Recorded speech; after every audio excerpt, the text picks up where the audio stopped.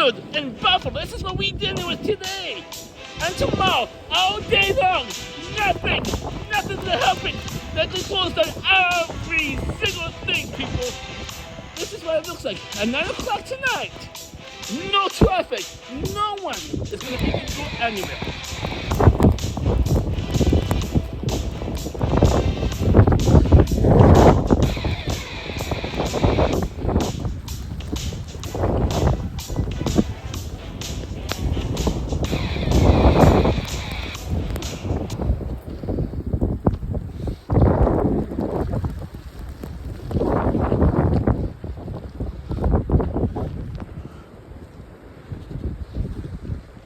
Oh my God, guys, I'm in Buffalo. A blizzard's here right now. A huge blizzard just came to Buffalo and pounded itself.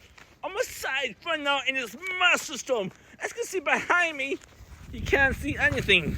You're like, look. You see, guys? You can see nothing. It's a blizzard. It's a big, huge blizzard. It's the craziest stuff in the world, and I am gonna show you more because this is cracky, amazing storm that we're in, and I hope you guys enjoy this.